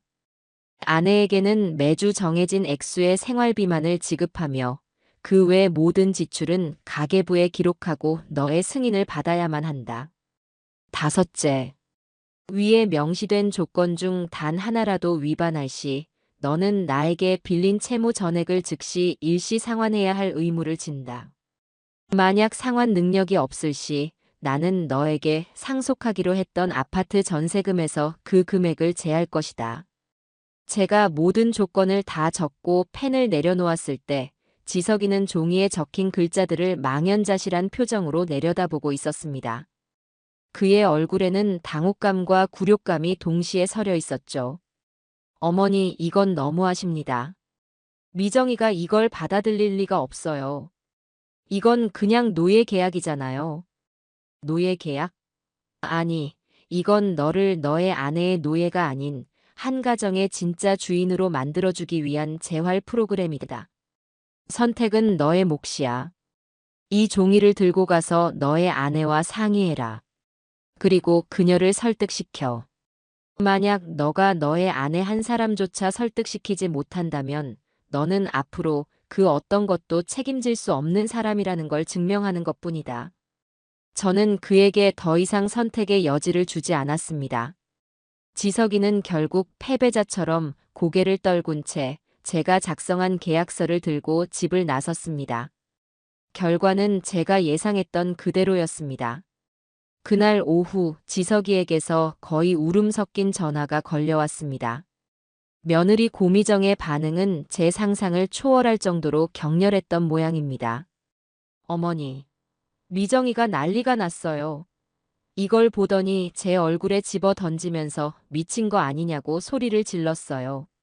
이건 자기를 잠재적 범죄자로 취급하고 우리 가정을 통제하려는 어머니의 비열한 수작이래요. 자존심 상해서 상담 같은 건 절대 받을 수 없다고 차라리 이혼을 하면 했지 이런 굴욕은 못 참겠다고 해요. 어머니, 어떻게 해요 저는 수화기 너머로 들려오는 아들의 하소연을 들으며 헛웃음을 지었습니다. 역시나 고미정이라는 여자는 조금도 변하지 않았습니다. 그녀에게 중요한 것은 망가진 가정을 회복하는 것이 아니라 자신의 자존심과 경제적 자유였던 거죠. 그녀가 말하는 자유란 곧 내 마음대로 돈을 쓸 자유에 불과했습니다. 그리고 며칠 뒤 마침내 최종 보스가 등판했습니다. 제 사부인, 즉 고미정의 친정 어머니에게서 전화가 걸려온 겁니다. 그녀의 목소리는 처음에는 꿀처럼 달콤했지만 그 안에는 아주 교묘하게 벼린 칼날이 숨겨져 있었죠. 사부인, 잘 지내시죠? 다름이 아니라 우리 미정이가 요즘 마음고생이 너무 심한 것 같아서요. 얘기를 들어보니 사부인께서 너무 심하게 하시는 것 같아서 걱정이 돼서 연락드렸어요. 걱정해 주셔서 감사합니다, 사부인. 하지만 저희 집안일은 저희가 알아서 해결하겠습니다. 어머, 사부인. 그걸 어떻게 집안일이라고만 하세요. 이제 한 가족인데. 아이들이 살다 보면 실수할 수도 있는 거지. 그걸 가지고 돈줄을 쥐고 흔들면서 아이들 길들이려고 하시면 어른답지 못한 처사지요. 사부인께서 돈이 많으시니 그깟 빚 좀 대신 갚아주시는 게 뭐 그리 어려운 일이라고 애들한테 그런 모욕적인 각서까지 쓰라고 하세요. 듣자 하니 우리 딸 자존심이 아주 상할 대로 상했던데. 보는 제 마음이 다 찢어지네요. 그녀는 그깟 빚과 모욕적인 각서라는 단어에 힘을 주어 말했습니다. 저는 더 이상 그녀의 위선을 들어줄 수가 없었어요. 사부인. 자식 교육은 부모의 거울이라는 말이 있지요. 저는 제 아들에게 책임감이라는 것을 가르치고 있는 중입니다. 사부인께서도 따님에게 분수에 맞게 사는 법과 자신의 행동에 책임을 지는 법을 가르치시는 게 어떨까 싶네요. 그리고 한 가지만 분명히 하죠. 제가 쥐고 있는 건 돈줄이 아니라 제 아들 인생의 마지막 기회입니다. 이 기회를 잡을지 걷어찰지는 전적으로 지석이와 사부인의 따님에게 달려 있고요. 그럼 이만 끊겠습니다. 저는 사부인의 대답을 듣지도 않고 전화를 끊어버렸습니다. 이것으로 제 시험은 끝났습니다. 저는 아들에게 마지막 기회를 주었고 며느리와 사도는 그 기회를 보기 좋게 걷어차 버렸죠. 이제 공은 다시 아들에게로 넘어갔습니다. 그는 선택해야 할 겁니다. 썩은 동아줄이라도 붙잡고 자신의 어머니에게 돌아올 것인지 아니면 낭떠러지를 향해 달려가는 아내의 손을 끝까지 놓지 않을 것인지. 어느 쪽이든 그 결과는 온전히 그의 몫이었습니다. 제가 내민 재활 프로그램 계약서가 며느리에 의해 갈기갈기 찢겨 나간 이후 아들 내외의 집에는 살얼음판 같은 침묵이 흘렀습니다.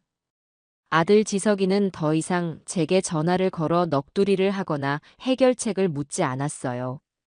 아마도 저와 아내 사이에서 혹은 자신의 나약함과 현실 사이에서 어떤 결단도 내리지 못한 채 영혼 없는 하루하루를 그저 버텨내고 있었을 겁니다.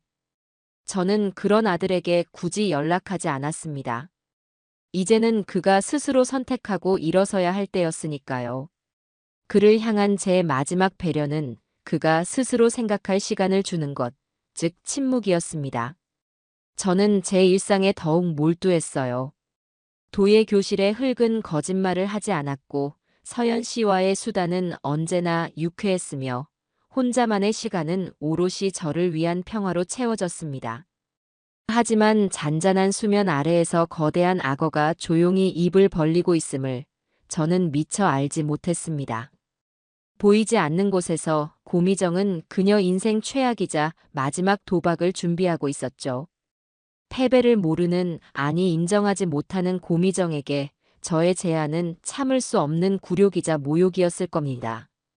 그녀의 뒤틀린 자존심은 시어머니의 도움 따위는 필요 없다는 것을, 나는 내 힘으로 얼마든지 재기할 수 있다는 것을 증명해야만 직성이 풀렸을 테지요. 물론 그녀가 생각하는 재기란 허리띠를 졸라매고 빚을 갚아나가는 성실한 삶이 아니었습니다. 이전보다 더욱 화려하고 보란듯이 살아감으로써 저와 세상을 향해 자신의 건재함을 과시하는 것이었죠. 하지만 모든 은행과 카드사로부터 외면당한 그녀에게 남은 길은 하나뿐이었습니다. 바로 가장 어둡고 위험한 길, 사체의 세계였습니다. 어느 날 오후 저는 서연 씨와 함께 인사동의 한 찻집에서 여유로운 시간을 보내고 있었습니다. 그때 휴대폰이 짧게 울렸고 며느리에게서 온 문자 한 통이 도착해 있었죠. 어머니, 곧 후회하게 되실 거예요. 어머니가 틀렸다는 걸 제가 증명해 보일게요.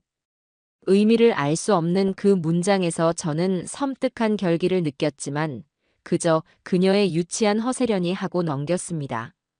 하지만 그것은 그녀가 돌아올 수 없는 강을 건너기 직전에 보낸 일종의 선전포고였습니다. 그로부터 며칠 뒤 비극은 현실이 되었습니다.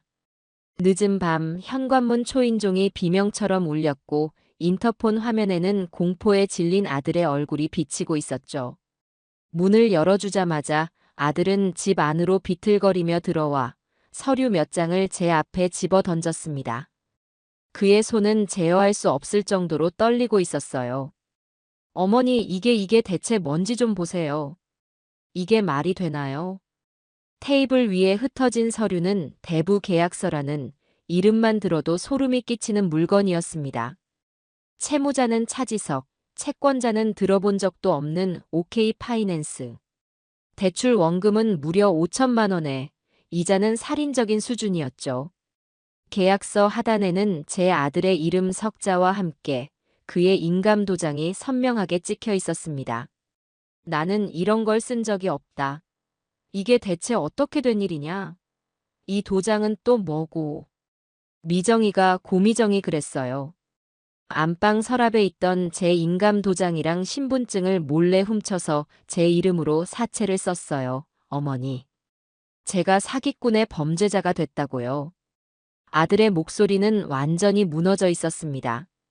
저는 순간 눈앞이 아찔해지며 현기증이 났습니다. 분수에 넘치는 소비와 배우자의 명의를 도용해 사문서를 위조하고 사채에 손을 대는 것은 완전히 다른 차원의 문제였습니다. 이것은 돌이킬 수 없는 범죄였죠. 그럼 그 큰 돈은 다 어디에 썼다고 하더냐? 설마 그 돈으로 기존의 빚이라도 갚은 것이냐? 제 희망 섞인 질문에 지석이는 실성한 사람처럼 허탈하게 웃으며 고개를 저었습니다. 그의 대답은 제 가슴에 더 큰 절망의 못을 박았죠. 어머니, 그 돈으로 뭘 했는지 아세요? 우리 민준이를 3주짜리 캐나다 단기 어학연수 캠프에 보냈어요. 등록금이 2천만 원이 넘는데요. 그리고 남은 돈으로는 그동안 자기가 사고 싶었던 명품 가방이랑 새로 나온 외제 구두랑 백화점 VVIP 라운지에서 옷 사는데 다 썼대요. 그러면서 저한테 그러더군요. 이게 내 수준이고 민준이가 누려야 할 수준이라고. 당신 엄마는 이걸 이해 못했지만 나는 내 힘으로 이걸 해냈다고. 이게 사람이 할 짓입니까? 저는 할 말을 완전히 잃었습니다. 벼랑 끝에 몰린 쥐가 고양이를 무는 격이라고 하기에는 그녀의 행동은 너무나도 어리석고 파괴적이었습니다. 그녀는 자신과 가족을 구렁텅이에서 건져내는 대신 더 깊은 나락으로 스스로 걸어 들어간 것이었죠. 이 모든 사실은 오늘 오후 험상궂은 사내 2명이 집으로 들이닥치면서 밝혀졌다고 합니다. 자신들을 OK 파이낸스 직원이라고 소개한 그들은 차지석 씨, 이자가 딱 이틀 밀렸는데 우리 쪽 규가 어떤지 한번 겪어볼래? 라며 노골적인 협박을 가했다고 해요. 그들이 돌아간 뒤 공포에 질린 지석이가 집 안을 샅샅이 뒤져 고미정이 장롱 깊숙한 곳 옷가지들 사이에 숨겨두었던 이 대부 계약서를 찾아낸 것이었습니다. 계약서 채무자 서명란에 적힌 자신의 필체를 어설프게 흉내낸 위조 서명을 보는 순간 지석이의 마음속에 티끌만큼이라도 남아있었을지 모를 마지막 미련과 연민이 산산조각 났을 겁니다. 그것은 아내의 배신을 넘어 자신의 인생 자체를 담보로 한 범죄 행각의 증거였으니까요. 아들은 한참 동안 바닥에 흩어진 계약서를 내려다보다가 이내 모든 것을 체념한 듯, 그러나 한편으로는 모든 것을 결심한 듯 고개를 들었습니다. 그의 눈은 더 이상 과거처럼 흔들리거나 저의 눈치를 살피지 않았어요. 그곳에는 모든 것을 잃은 자의 공허함과 동시에 모든 것을 끝내려는 자의 차가운 결의만이 이글거리고 있었죠. 어머니, 저 이혼하겠습니다. 그것은 저에게 허락이나 동의를 구하는 말이 아니었습니다. 수십 년간의 유약했던 삶을 끝내고 한 인간으로서 내리는 스스로의 결정을 통보하는 단단하고 분명한 선언이었습니다. 더 이상은 안 되겠습니다. 저 여자는 제 아내가 아니었고 민준이의 엄마도 아니었어요. 제 인생을 좀먹고 제 아들의 영혼을 담보로 자신의 욕망을 채우려 한 기생충이었을 뿐입니다. 제 이름으로 범죄까지 저지른 사람과 단 하루도, 아니 단 1시간도 더는 같은 하늘 아래에서 살고 싶지 않습니다. 민준이에게도 저런 엄마는 없는 편이 훨씬 낫습니다. 저는 아들의 얼굴을 가만히 바라보았습니다. 40평생 처음으로 제 아들이 누군가의 남편이나 아들이 아닌 차지석이라는 독립된 인격체로서 자신의 의지로 무언가를 결정하는 순간이었습니다. 그 첫 결정이 이혼이라는 사실이 가슴 시리도록 아팠지만 한편으로는 이제라도 아들이 어른이 되었다는 생각에 역설적인 안도감이 들기도 했죠. 그래, 너의 인생이다. 충분히 생각하고 신중하게 결정한 것이라 믿는다. 나는 너의 결정을 존중하겠다. 지석이는 그날 밤 저희 집에서 머물지 않았습니다. 그는 지갑에 남은 몇만 원을 털어 근처의 허름한 비즈니스 호텔에 방을 잡겠다며 등을 돌렸습니다. 무너진 현실 속에서도 제게 다시 의탁하는 대신 스스로의 두 발로 서려는 처절한 첫걸음이었죠. 저는 그 멀어지는 뒷모습을 보며 비로소 제 아들이 돌아올 수 없는 강을 건넜음을 직감했습니다. 그와 며느리의 관계는 이제 세상의 그 어떤 것도 되돌릴 수 없는 완벽한 파국을 맞이한 것이었습니다. 아들이 이혼 소송을 준비하며 집을 나간 뒤 고미정의 세계는 예측했던 것보다 훨씬 더 빠르고 처참하게 무너져 내리기 시작했습니다. 지석이라는 마지막 바람막이가 사라지자 합법을 가장한 사채업자들의 압박은 날개를 단 듯 거세졌죠. 하루에도 수십 통씩 걸려오는 협박 전화는 이제 일상이 되었고 방문 추심이라는 명목 아래 험악한 남자들이 시도 때도 없이 집 문을 두드렸습니다. 그들은 현관문 도어락에 강력 접착제를 발라놓는 유치한 행위부터 배달 음식 스티커처럼 위장한 붉은색 경고장을 아파트 복도 전체에 붙여놓는 일까지 서슴지 않았어요. 압박은 그녀의 주변으로까지 번져나갔습니다. 사채업자들은 어디서 알아냈는지 그녀의 직장에까지 전화를 걸어 업무를 마비시켰고 결국 그녀는 수치심과 압박을 견디지 못하고 사표를 내야만 했습니다. 그녀의 마지막 보루였을 친정집 역시 안전지대가 아니었죠. 사채업자들이 밤낮으로 찾아가 소란을 피우는 통에 연로하신 사돈어른은 혈압이 올라 쓰러지시기까지 했습니다. 그제야 사태의 심각성을 깨달은 사부인에게서 제게 전화가 걸려왔지만 이번에는 애원이나 하소연이 아닌 이게 다 사부인 탓이라는 원망 섞인 절규뿐이었습니다. 저는 따님 간수나 잘하시지요라는 차가운 한마디로 전화를 끊었습니다. 그녀가 그토록 목숨처럼 여겼던 사회적 평판과 인맥 역시 신기루처럼 사라졌습니다. 그녀가 사채에 손을 댔다는 소문은 강남의 좁은 사교계에 순식간에 퍼져나갔습니다. 어제까지 함께 브런치를 즐기며 명품 정보를 교환하던 친구들은 그녀의 번호를 차단했고 그녀가 속해 있던 모든 모임에서 그녀는 불명예스럽게 강제 탈퇴당했습니다. 한 번은 그녀가 마지막 지푸라기라도 잡는 심정으로 예전에 다니던 필라테스 학원에서 가장 친했던 친구를 찾아갔다고 해요. 하지만 그 친구는 그녀를 벌레 보듯 쳐다보며 미정아, 미안하지만 너랑 엮이고 싶지 않아. 다들 너랑 말 섞지 말라고 하더라는 잔인한 말만 남기고 돌아섰다고 합니다. 이 이야기는 나중에 지석이가 변호사를 통해 들은 이야기였죠. 그렇게 사회적으로, 경제적으로, 인간적으로 완벽하게 고립된 지 한 달쯤 지났을까요? 굳은 비가 창문을 때리던 어느 날 저녁이었습니다. 저는 거실에서 서연 씨와 함께 만들기로 한 커플 머그잔의 그림을 그리고 있었는데 누군가 현관문을 절박하게 두드리는 소리가 들렸습니다. 초인종을 누를 생각조차 못한 채 그저 닫힌 문을 미친 듯이 두드리는 소리였죠. 인터폰 화면에 비친 것은 차마 눈 뜨고 보기 힘들 만큼 망가져버린 고미정의 모습이었습니다. 비에 흠뻑 젖어 흐트러진 머리카락, 공포와 절망으로 초점을 잃은 눈동자. 한때는 최고급 화장품으로 가꾸던 그녀의 얼굴은 핏기 하나 없이 푸석했고 온몸에서는 지독한 패배자의 냄새가 풍기는 듯했습니다. 저는 이 길고 지독한 이야기의 마지막 장을 제 손으로 덮어야 한다는 생각에 무거운 현관문을 열었습니다.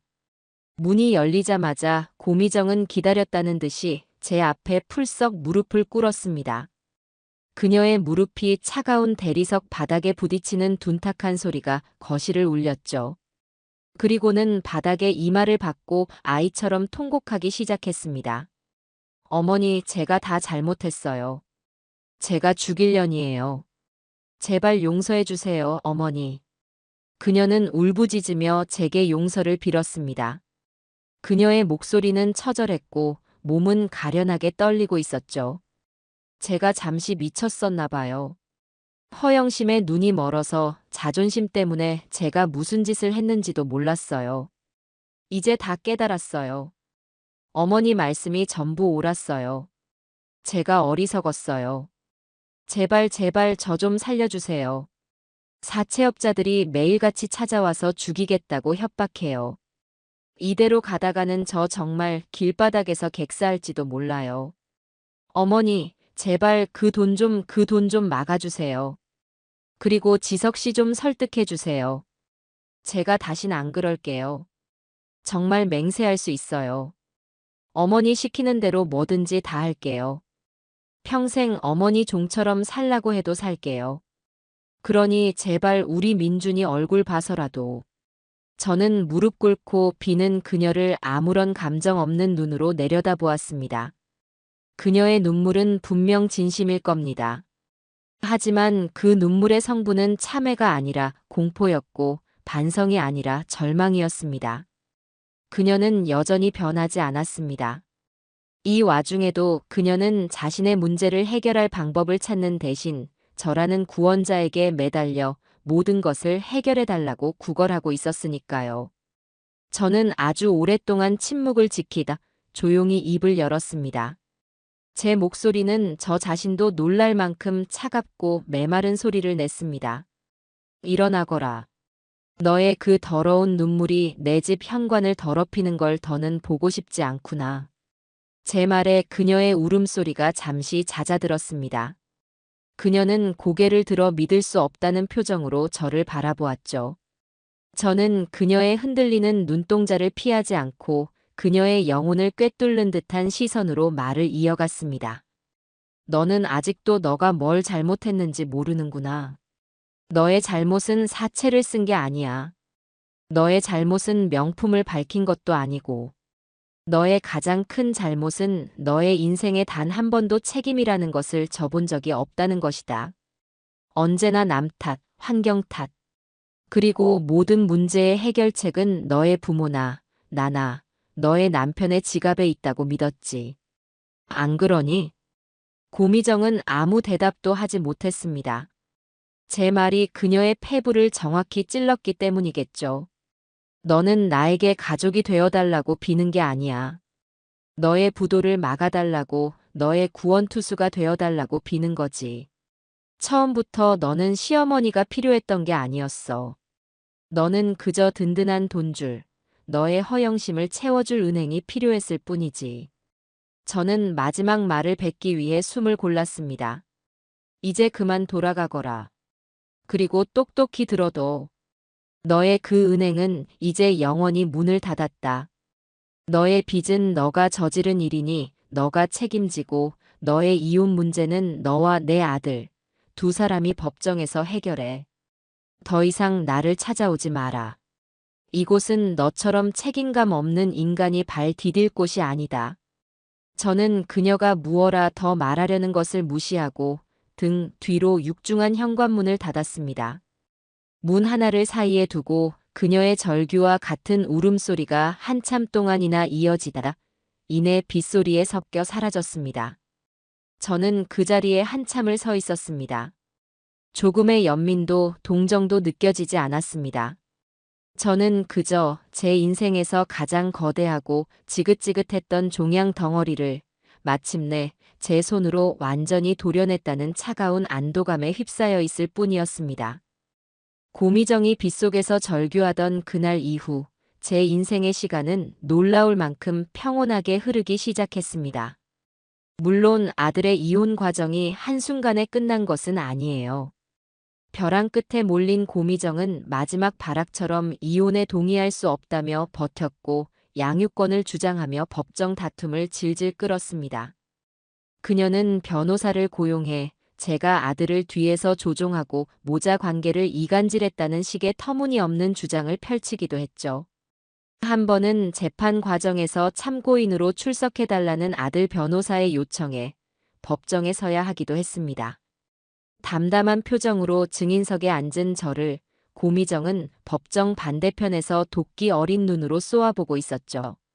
하지만 그녀의 발악은 오래가지 못했습니다. 그녀가 남편의 명의를 도용해 사채를 쓰고 그 돈을 아이가 아닌 자신의 사치를 위해 탕진했다는 대부 계약서와 카드 내역서라는 명백한 증거 앞에서 그녀의 모든 주장은 힘을 잃었습니다. 재판부는 그녀의 행동이 혼인을 지속하기 어려운 중대한 사유에 해당하며 자녀를 양육하기에 부적합하다고 판단했습니다. 친권과 양육권은 모두 아들 지석이에게 돌아갔고 고미정은 위자료 한 푼 받지 못한 채 약간의 재산 분할만을 받고 그들의 인생에서 완전히 퇴장했습니다. 그녀가 그 돈으로 빚을 청산했는지 아니면 또 다른 허영의 길을 찾아 떠났는지 저는 더 이상 궁금해하지 않았습니다. 그녀는 이제 제 인생의 주석이나 각주에도 등장할 필요가 없는 완벽한 타인이 되었으니까요. 모든 법적 절차가 마무리된 후 저희에게는 진짜 숙제가 남았습니다.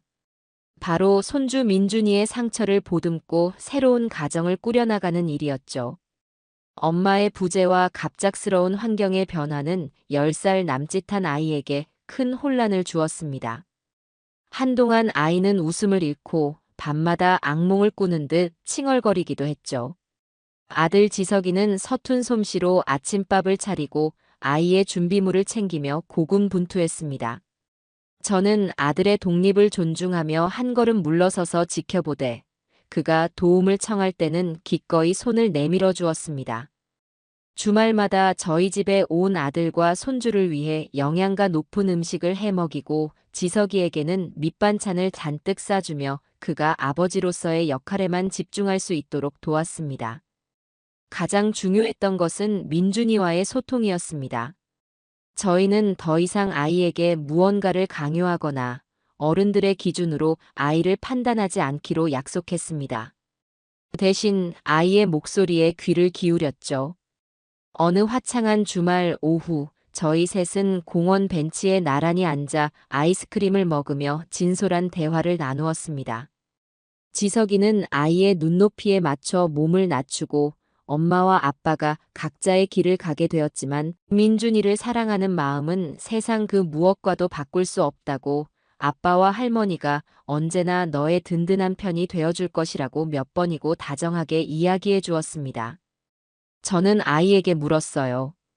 민준아, 이제 엄마가 하라고 했던 어려운 공부 말고 우리 민준이가 진짜로 하고 싶은 게 뭐야? 무엇이든 괜찮아. 할머니랑 아빠가 우리 민준이가 하고 싶은 거 뭐든지 응원해 줄게. 아이는 한참을 망설이다. 아주 작은 목소리로 하지만 분명한 눈빛으로 대답했습니다. 저 축구요. 저 축구 선수가 되고 싶어요. 그리고 친구들이랑 같이 로봇 만드는 것도 계속하고 싶어요. 아이의 눈이 아주 오랜만에 제가 기억하는 그 어떤 순간보다도 밝게 반짝였습니다. 그토록 가고 싶다던 미국 유학, 영재 교육 같은 단어는 아이의 입에서 더 이상 나오지 않았죠. 그것은 아이의 꿈이 아니라 엄마의 욕심이 씌운 무거운 굴레였으니까요. 그날 이후 민준이의 삶은 180도 달라졌습니다. 주말 아침이면 영어 학원 대신 축구 유니폼을 입고 운동장으로 향했고 평일 저녁에는 코딩 학원에서 친구들과 머리를 맞대고 로봇을 조립하며 웃음꽃을 피웠습니다. 아이의 얼굴에는 그늘이 걷히고 건강한 웃음이 되찾아왔으며 성격도 훨씬 씩씩하고 밝아졌죠. 억지로 강요된 길이 아닌 스스로 선택한 길을 걷는 아이가 얼마나 행복하고 단단하게 성장하는지를 저는 민준이를 통해 매일같이 배우고 있었습니다. 시간은 흘러 모든 상처가 옅어지고 새로운 일상이 자리 잡은 2년 뒤의 어느 가을날이었습니다. 저는 지역 유소년 축구 대회가 열리는 경기장의 관중석에 앉아 있었습니다. 제 옆에는 샌드위치와 과일을 잔뜩 싸온 아들 지석이가, 그리고 그 옆에는 제 도의 친구인 서연 씨와 다른 친구들이 함께 앉아 있었죠. 그들은 이제 민준이의 경기가 있는 날이면 당연하다는 듯 함께 와서 응원해주는 저의 새로운 가족이 되어 있었습니다. 파이팅, 차민준. 이라고 적힌 플래카드를 흔들며 목청껏 소리 지르는 저희의 모습은 여느 극성스러운 학부모들과 다를 바 없었죠. 골. 할머니, 저 골 넣었어요. 결승골을 터뜨린 민준이가 저희가 앉은 관중석을 향해 달려오며 손을 흔들었습니다. 그라운드를 힘차게 누비는 아이의 얼굴은 햇살 아래 눈부시게 빛나고 있었죠. 저는 터져나오는 눈물을 애써 참으며 아이에게 손을 흔들어 주었습니다. 경기가 끝나고 저희는 근처의 고깃집에서 성대한 축하 파티를 열었습니다. 지글지글 고기 익는 소리와 아이들의 웃음소리, 어른들의 유쾌한 대화가 한데 어우러져 더없이 행복한 풍경을 만들어냈습니다. 아들은 어느새 듬직한 아버지의 얼굴로 아이들을 챙기고 있었고, 민준이는 친구들과 어울려 제잘거리며 명랑한 소년으로 자라 있었습니다. 저는 불판 위에 고기를 뒤집으며 문득 지난 날들을 떠올렸습니다.